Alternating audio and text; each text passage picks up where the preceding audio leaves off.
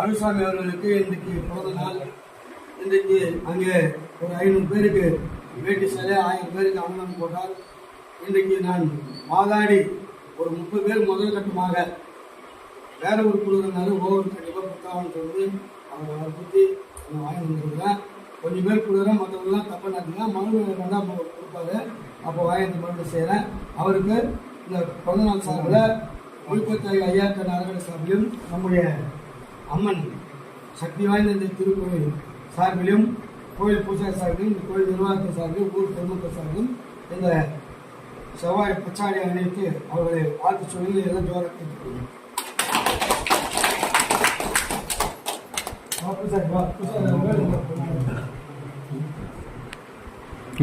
இங்க பாருங்க பாருங்க,